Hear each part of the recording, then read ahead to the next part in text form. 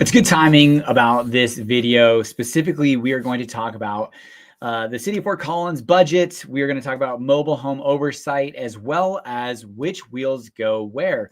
And coincidentally, my wife actually, for the first time, jumped on an e-bike from a winery in Loveland and rode it all the way north to a home here in West Fort Collins, which is pretty cool because neither her or I have ever been on an e-bike. And I asked her, how was it? Was it fun? And she said it was great. It was a lot of fun. It was cold, but really easy to get from the winery to the house. She's like, we were on US 34 for just a very short time, but otherwise we were in, paved trails, streets, neighborhoods, very safe. And that's a big change that's happening in Fort Collins. In fact, we actually have a tenant of ours, a commercial tenant that is the e-bike and e-scooter provider for Fort Collins. So I'm a big supporter of this because, well, hey, I want them to be a tenant for a really long time. But it's really something that's interesting because a lot of people are leveraging these e-bikes, e-scooters, one wheels, and Fort Collins has a phenomenal paved trail system, more than 45 miles with 70 more miles coming down the pipeline over the next 20 to 40 years. So we are putting in the infrastructure for people to get off the roads and onto trails, and part of that is going to be electric bikes, scooters, you name it. We probably haven't even seen every type of transportation option at this point. Drones that you're going to be flying. I don't know. The list is probably pretty extensive, but today we're going to talk to you guys about things that have happened in Fort Collins, things that are happening, things to do this weekend, and then as well as a city council work session breakdown. Now, if you have any questions, make sure to ask while we're live so that I can answer them in real time. Otherwise, if you're watching this on a rerun, comment below and I will get back to you as soon as I possibly can. Now, some things that have happened are happening is Bed Bath & Beyond, which closed about a couple of years ago and are going to be taken over by the Gordon Restaurant Market. In fact, I actually thought this was already open, but they're opening on November 3rd. If you're familiar with Shamrock Food, which used to be, what was that? It wasn't a Toddy's. Gosh, I can't remember the store the grocery store that was there off of Midtown, just north of the Breeze Through Car Wash. But gosh, I really wish I could remember what that grocery store was because there was a few of them. Anyways, Shamrock Foods, which is a provider of food to restaurants and kind of high producers of food and food content, but you can actually go in there and shop. And I've never personally been in there, but Gordon Foods is a similar operation to Shamrock Foods, opening up at Bed Bath & Beyond, which also Planet Fitness opened up where Big Lots used to be. So this commercial center is really kind of filling back up. And that's one thing that it's never a good thing when, you call them the anchor tenants aren't there. So, they drive a lot of the other small shopping centers and retailers and kind of the vitality of the shopping centers. So seeing Planet Fitness in, and as well now Gordon Foods, probably not amazing big box anchor retailers, but at least they're not empty. And that's going to be opening up November 3rd. So maybe we'll have to jump in there and see what shopping is like there. Speaking of which, Beavers Market is going to be closing officially October 17th. Beavers Market kind of holds a special place in my heart. When I worked for my dad, I did some sales for him, which was essentially impulse items. So sunglasses, bandanas, knit hats and gloves, cigarette lighters. And we had convenience stores across the United States. And I serviced, I think 3 or 4 here in Northern Colorado. And I really wasn't good at what I did, honestly. I just probably was young, more focused on school and college, and just didn't do the bare minimum by any means, but probably didn't serve them to the best ability that I could have. And Beavers Market gave me a chance, an opportunity, and held our sunglasses in their store when it was owned by the Beavers. And then it sold to a small grocer operator, I believe out of Nebraska, but clearly it wasn't doing as successful as that individual would have hoped. And it looks like the Fort Collins Food Co-op is going to be moving operations to this spot. So that's great. You know, we should still see a grocery here, a local grocery, because one of the things that is absolutely to die for about on Mountain Avenue, Mountain and Shields, is the walkability of this community.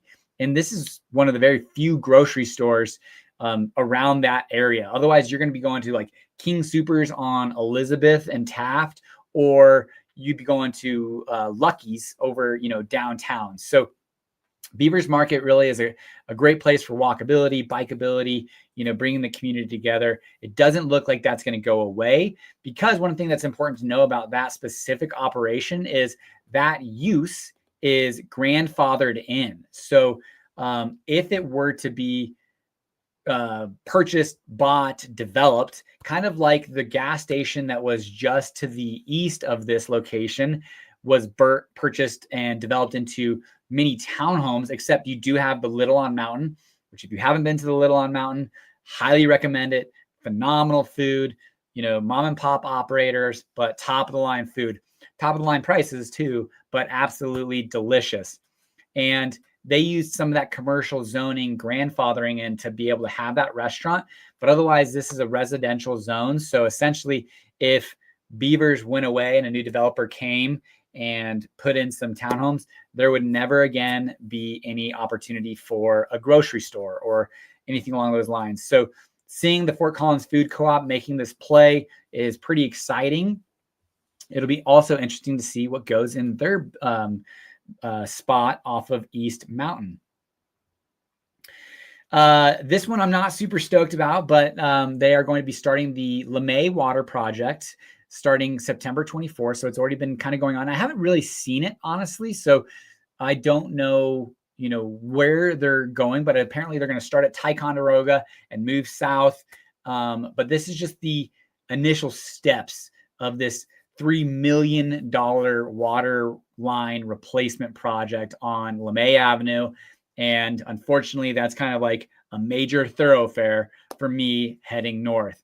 I do talk to a lot of people that are considering Fort Collins moving, relocating to the area about one of the nice things about Fort Collins is the grid system. So although LeMay is probably one of the main streets that I take north, I can absolutely go College or Timberline if need be and get around it. But unfortunately, when that happens, we do start to see traffic. So one thing that I don't think there's too terribly much of here in Northern Colorado, or Fort Collins specifically, is traffic. But when you have one of these main arteries clogged up, you can feel it. For a long time, we had the Harmony resurfacing project going on both last summer and this summer, and you felt it on, you know, Horsetooth and Drake and Trilby. You felt it, you saw it. The traffic definitely got backed up. So when projects like this take place, plan ahead of time.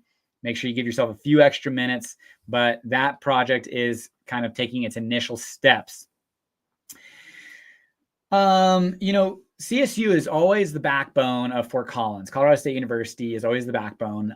They do well. They rank well. I've talked with people who are, you know, very intimate with the university, and they, you know, when we've talked about like what is AI going to do to school and universities and learning, and you know, a lot of there's so many different things that could happen, but we definitely believe we are a tier 2 to tier 1 university. We're a tier 1 research institute, that's for sure. But as far as like rankings and things of that nature, the U.S. News and World Rankings came out and ranked CSU number 151. They are down 3 spots from last year. But CU and who is it? Oh, Colorado School of Mines, both ranked in the top 100. Colorado School of Mines, number 80, and CU, number 97. And we just want to continue to see the strength of Colorado State University. By no means is our football team strong at all, and that's a big bummer. But regardless, you know, as far as Colorado State University, this news release ranks 1,700 institutions. So being 151 out of 100, 1,700 institutions, not too bad. And would like to see that continued success. The President Amy Parsons was just mentioning how there was a book that came out that ranked CSU as one of the top schools for one reason or another. So that's one thing to take into consideration. Actually, tomorrow's video that I'm going to be shooting, that's going to release in a couple of weeks, is a response video of the top 30 cities in the United States. And Fort Collins landed on that top list. And these are fun to respond to and discuss and kind of go down. But ultimately, man, there's a plethora of information out there. You want to find a reliable source. So maybe, U.S. News and World Rankings having it at number 151 isn't such a bad thing. Tabor refunds are coming out. Man, the one thing that I want to mention about that specifically is our revenue collected. There's, a state revenue cap and growth and inflation. And based off that, they have to refund taxpayer bill of rates is what Tabor means.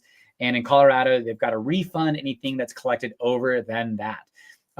2 years ago, they were returning $800 for individuals and $1,600 for couples.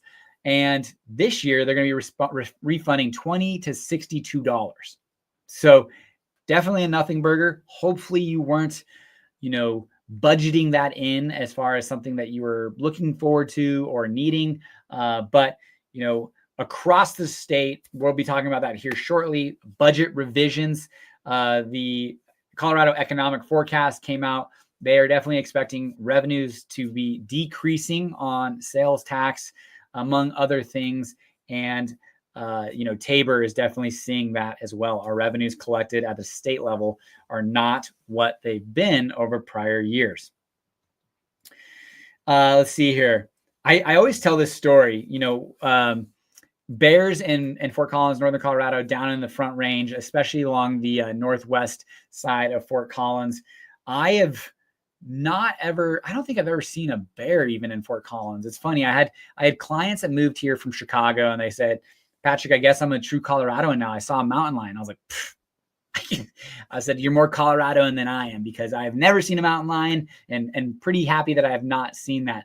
But I've actually never seen a bear either in kind of Fort Collins proper or in our growth management area, but plenty of people do. In fact, in Larimer County, there's been over 1,000, I think, let me make sure. There have been 108 bear reports in Larimer County as of September 3rd. And this is a time of year that they come down into the kind of Front Range plains area, filling up on fruit trees and things of that nature, getting ready for winter. So just be aware that is a possibility if you live here in Fort Collins, especially along the west side of Fort Collins. And have your surroundings, just be aware of your surroundings.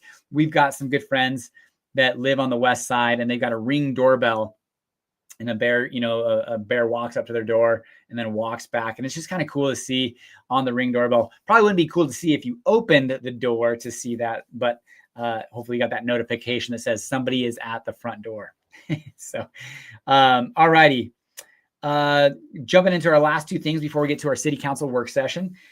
Ladera is really starting to fill out. Last week, we had, In-N-Out Burger finalizing plans for their 3,500 square foot or so building at Ladera. And then additionally, we've got some storage that is going to be built there, 103,000 square foot storage facility, self-storage, but it's going to actually look like a Class A office building. And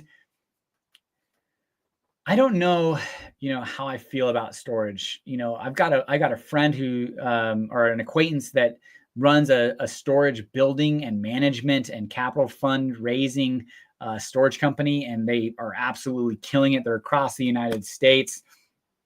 It is a hugely successful, investment for most, but man, does it just kill the vibe. And I'm sure it's probably an extremely sought out, highly desired thing for people who need storage. But for me, as either somebody who doesn't want or care about having the storage, and B, would much rather a more enticing user at Ladera to bring us in, I'm not super stoked about that. But, it ultimately, I actually ran Old Town Square for quite a few years, which is a shopping center And so I did a lot of education and research about how to run and operate shopping centers. And, it's interesting how uses play off each other, and how you want a coffee shop next to a retailer next to a restaurant, so that somebody could have their breakfast, go have a coffee afterwards, and then shop at their store, and all of those play together. But if you have too many coffee shops, well, they're all either one's going to be successful or all be very minimally successful and not succeed, and actually, end up having to vacate because they're just not making the money they need. So all of these uses have to play together well, play nice in the sandbox, and benefit each other. So maybe the thought is 103,000 square feet. Someone's like, all right, I got to go get my storage unit, and while I'm there, I'm going to have lunch. So there could be some strategy there, but regardless, selfishly, not a big fan. I thought this was probably one of the more interesting articles I came across, which was Eaton, Colorado, which is a really cool growing little area, is pulling out of the Northern Integrated Supply Project, which is Northern Water, which is the builder of Glade Reservoir. And Glade Reservoir is going to be the size of Horsetooth Reservoir, 100 some odd thousand acre feet held in there, 10 miles north of Fort Collins. They're going to be moving US 287 highway further east. I mean, it's a substantial project, and it's through the Army Corps of Engineers. It's essentially all systems go, but while they're waiting, the cost to construct has moved from $2 billion to $2.69 billion. So almost, nearly a 50% increase in cost of construction, which will be passed along to these member communities that are going to be a part of this Glade Reservoir that's going to be providing them water and water storage. And Eaton is pulling out, saying, unless some things change, we're not interested in, and we will go find other water sources. And apparently there's other conversations from other community members, that community groups of this project, that are also having those conversations. And Save the Pooter, which is a big, not a big organization, but a big enough organization that really tries to push, our tributary protections. I don't know. Our river protections, and really want to make sure that the Pooter stays strong, healthy. And they did not like this project. They filed appeals. They were trying to go through it, but they, maybe end up coming out the winners, because there is a discussion as of late August that this project is being put on hold. But in the same vein, another article mentions that they are slated to finalize contractors by 2026 and begin construction in 2027. So, I mean, ultimately time will tell, right? But especially if you don't have community member groups promising a purchase of, X amount of dollars. Let's see here. I think there's like 11 or so member community. There's like a fair amount of member communities, but if you just get a little bit of a domino effect, that project could stall out, fall apart. But the other thing that I also, on the flip side, that I think of is how important water is in Fort Collins, Northern Colorado in general. And if it's already been approved through the Army Corps of Engineers, gone through years of permitting and process and millions of dollars, I'm sure somebody's going to move forward with this project, because ultimately somebody needs the water. Somebody's going to pay for it. And so my guess is this project continues forward in some form or fashion. Alrighty, I'm going to share my screen as we are going to jump into the, let's see here. Think that real quick, before I jump into the city work session, a question. Think they will have contingencies for Glade as a result of the uranium levels in Chimney Hollow? I don't know. I thought that was really interesting. I joked at one point, maybe it's not such a funny joke, that, I think that Northern Colorado and Fort Collins is about as safe as a place for investment in real estate as there is. Unless a Flint, Michigan type ordeal happens where there's lead in the water, or in our case, Chimney Hollow, uranium in the soil, and there's, a plume of this toxic gas or, whatever. And I was like, well, and then I saw that article come out that spoke about the higher uranium levels in Chimney Hollow.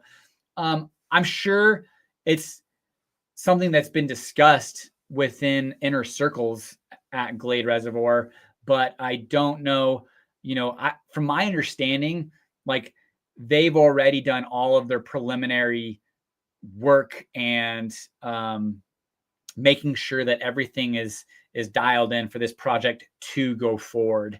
So it very well may be a consideration now. I just don't know to what extent, but that's a great question. And hopefully we don't see that more in Northern Colorado. Again, I think unless we have that in the form of toxic gases in the air at all times, Fort Collins, Northern Colorado is a pretty great place to invest and live. So, but great question. All right. Jumping into our 2026 budget revisions.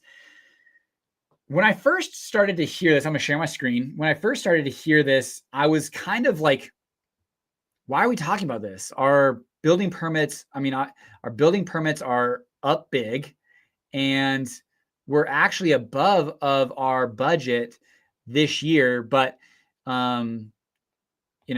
people much smarter than me are saying, you know what, hey, it's not a matter of if type of deal. We're seeing the numbers very clearly that yes, we are going to have to make some budget cuts because our revenue is not matching our budget that we put in place. And our budget was pretty aggressive, like at 4% growth versus last year. We're up 1.2% or something along those lines. I'll get to those numbers here shortly, but we're just not matching. So here is what our city council is considering cutting and or not bringing on because again, we have a lot of expenses that are based off of projected revenue growth, but where projected revenue growth is not happening there. So $5 million, I think it ends up being around $15 million is what our shortfall is expected to be, but $5 million in personnel savings, benefits and holiday. There was one number I thought was really interesting, $36,000 for a holiday party for the city of Fort Collins. Now, I could see that getting to that number pretty quickly. I have a small company and we spent, nearly $2,000 on a holiday party. And that wasn't anything crazy, like a very small gift for each of our, agents, employees, as well as a paid dinner. So, when you have a 2,400 employee base city, $36,000 isn't that crazy, but no holiday party for the city of Fort Collins, unfortunately. And those people that are working there, but a lot of the savings will be on personnel hirings or freezing. Arts in public places, that's going to be one of the first things that are cuts. Median streetscape maintenance, reduced Lincoln Center box office hours, eliminate redundant software expenses, city council's fall lobbying trip. And that was one cool thing that the city council members were saying, like, hey, listen, if we're asking the city to take cuts, then we too should take, a cut in the form of maybe less lobby or less trips, educational seminars, whatever that might be. One thing they do want to bring in though, and be on the lookout if you're a business owner, is they want to bring in actually a sales tax auditor. And I'll say that's I appreciate that. I think, running a city as close to a business as possible. It's a massive, massive business. It's $1 billion business nearly. And needing to look at those things. I was talking about in my newsletter that I had some, I just had like a really expensive year as far as investments and capital expenses, which is great, but it made me really start to look at the smaller expenses and subscriptions and things of that nature. And I made some cuts, made some changes. I reduced some hours of employees. And one of the things that I think is extremely important is making sure not to cut things that are bringing in revenue, or consider adding positions that increase revenue. And this is one of them that City of Fort Collins actually wants to bring on a sales tax auditor. And they believe that that individual will more than cover their expense, because how much money other communities are finding through audits of sales tax audits, and City of Fort Collins of a similar size isn't. So they believe there is money there to be found. Let's see here. Other things that just pointing out, there's a lot. I mean, we're talking about $15 million roughly. A lot of it is personnel expense, not hiring, not increasing. Rather than, I believe they were thinking about doing a 4% increase in pay for all of the city employees. They're considering now more doing a 2% increase. Transportation, reducing hours. This is kind of interesting. I believe they're actually trying to, they believe they're going to have $1 million of increased snow requirement, but we'll have to see how that ends up going. Reducing levels of service, which the City of Fort Collins actually wanted to increase the level of service to weekends. And, all of these great programs and things that the city wants to do are really based off of having a strong sales tax revenue. Sales tax accounts for over 50% of the City of Fort Collins revenue on an annual basis. So if we don't have the city sales tax, we're not going to be able to provide these world-class services that we're accustomed to providing. I'll skip down to let's see here, what I want to see. Oh yeah. One of the big things that we're missing is $800,000 of interest because of our general fund holding $71 million comparatively to $87 million. So our interest income is down substantially, which is, when you're talking $71 million and having interest on $71 million, that's a pretty decent number. Additionally, and this kind of goes to talk about the state of the economy overall. When the economy is humming and it's rocking and rolling, people feel more mobile in their employment. And so you see higher turnover ratios.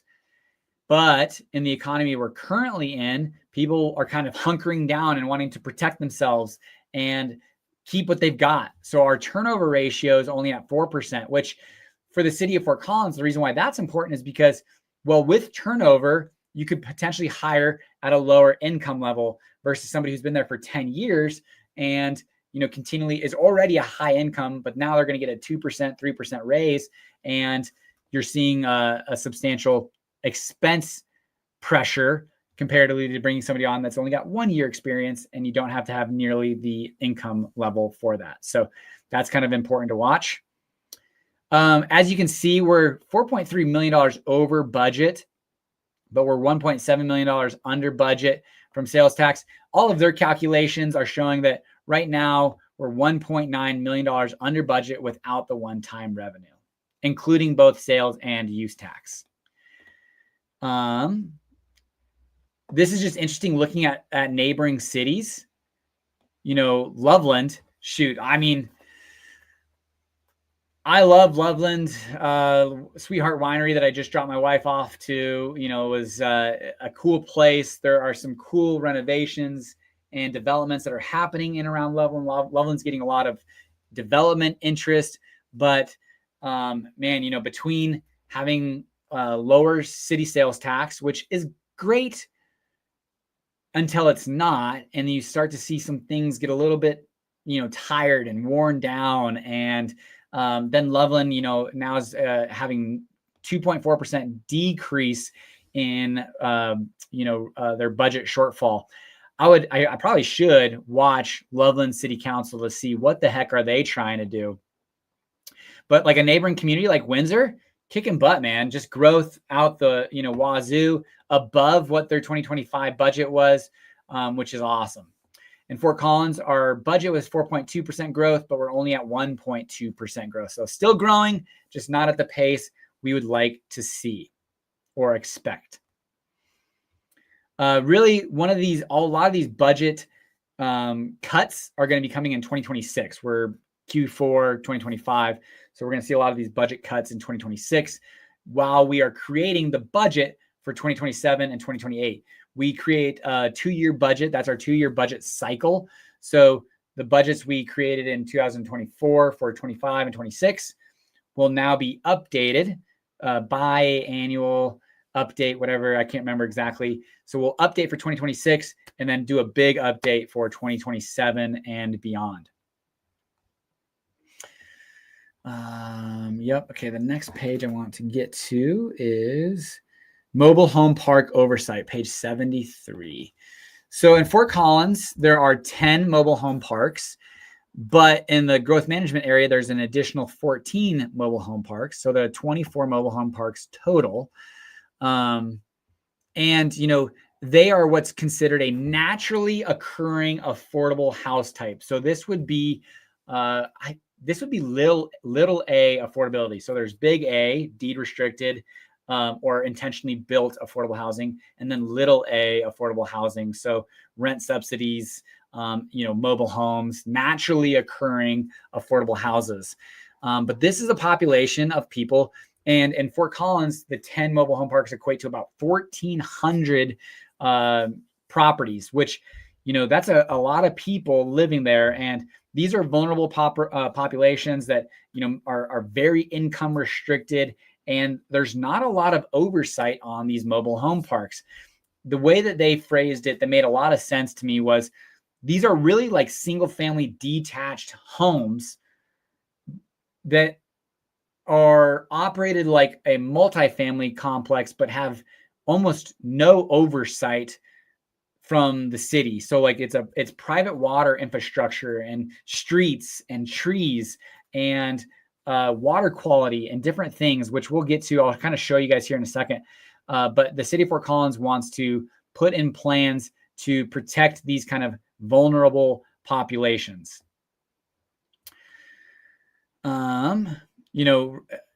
If you mobile home real quickly, you own the home, but not the land. You do have land rent, and that can get to be pretty expensive. That's for sure.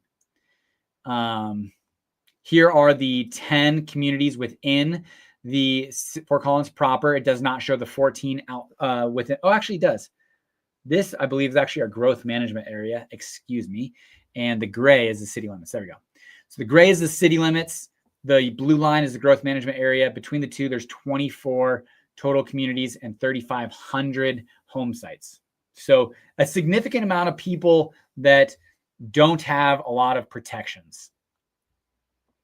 Here are a lot of the issues and complaints. Most of them are around water billing, park rules, lease, required notices, rent, retaliation, trees, eviction, common areas, road maintenance, park mobile home sales, habitability, entry fee, landlord, damaged property. One thing they also talked about on this was that the park manager does not need to have any type of licensing or education, which, honestly, there's a lot of different rules and regs that people can kind of skirt around, but at minimum, they're like, hey, we want to have some sort of requirements potentially for mobile home park managers. And so if you are an owner of one of these 10 mobile home parks or 14 in the growth management area, like I would be paying attention to what could be coming down the pipeline. I wanted to scoot to this. So this is really kind of the comparison of the municipal code enforcement authority. So, a lot of, if you just look down single family detached, almost all of these have some sort of municipal code authority. Speed limits and parking neither do. But one of the big ones are down as you get down here. Water, wastewater infrastructure, water quality, hazardous tree abatement, water billing, snow removal, inspections, and emergency contact information. So, this just kind of goes to show that it's a little bit of the Wild West. And while there are some great mobile home park owners, I'm sure maybe there are a few others that are vampire of sorts trying to just suck everything that these mobile home parks are for and have little to no capital expenditures. But from what the city is trying to do is provide some oversight and some possibilities for them to have teeth in what they're able to have mobile home park owners do. I'm gonna scroll down here because I just want to show here are the things that they're considering. There was 88 solutions that the city of Fort Collins came up with. I think they got it down to the 10 most impactful that they're wanting to move forward with. Here are the basically here's kind of some of the main ones. Mobile home park licensing fees, manager certification, non-compliance penalties, grants, nonprofit, federal, state funding, partnerships to address blight, and fees for service. So a lot of these are going to be pushed on to the mobile home park owners, but then, and apparently they're, going to say, no, you can't pass these expenses on to the tenants, which is, for me, I'm like, yeah, but how do you really, if I'm in a mobile home park owner and I could say, no, these are just rent increases. So we'll see how all of that happens. But regardless, City of Fort Collins wants to provide some oversight, protections, and guidelines of how mobile home parks run within Fort Collins and its growth management area. Our final thing about city council work session is which wheels go where. So we're living in a world, we're a platinum rated bike community in Fort Collins, which means, we've got some phenomenal bike infrastructure. Nearing probably 300 miles of protected bike lanes, but over 45 miles of paved trails in Fort Collins, with another 70 in the pipeline to come in the next 20 to 40 years. And technology is increasing with electric scooters and mobility and people wanting to get off of the roads, carbon emissions to zero, vision zero as far as serious fatalities and injuries on the streets. There's just a lot of push towards active modes of transportation, including electric bikes, scooters, one wheels, skateboards, you name it. But there's not a lot of rules around this. So the city of Fort Collins is now saying, all right, let's put some rules in about what people can do and where, because, these paved trails, you do have elderly population, disabled individuals, people walking, and they need to be safe for everybody. And I have seen people rip roar down trails. And so this will be interesting to see where they go. This is a work session. And from here, they will have once they agree on how they want to move forward, they'll have a first and second reading on this. Again, here are some of the council priorities that they're wanting to align with: advancing a 15-minute city, strategic plan alignment. This goes with the active modes plan, our climate future, strategic trails, and vision zero.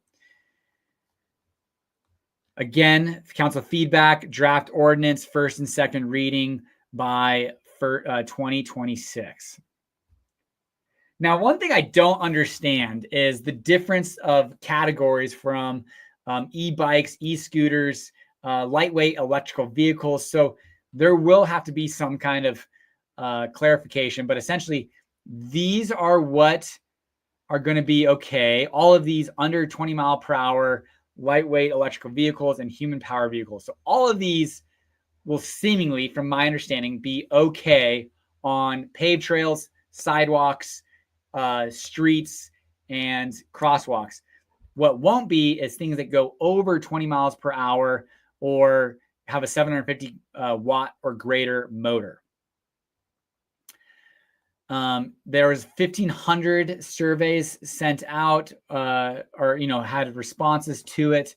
And a lot of them, people saying, yeah, I do have concerns and I want this addressed. So that is what that is what the city of Fort Collins is doing.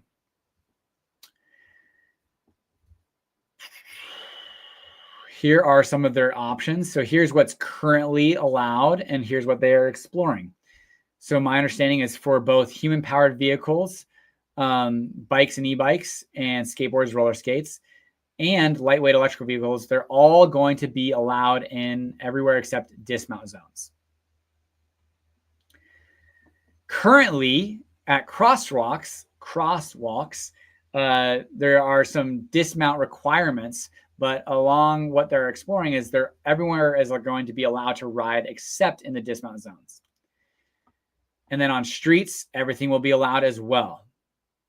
Paved trails, everything will be allowed as well, except for class 3 e-bikes. My understanding are those are the ones that go above 20 miles per hour. But then, honestly, this kind of gets confusing. This is where I don't know what's the difference between a low-power scooter and a lightweight electrical vehicle.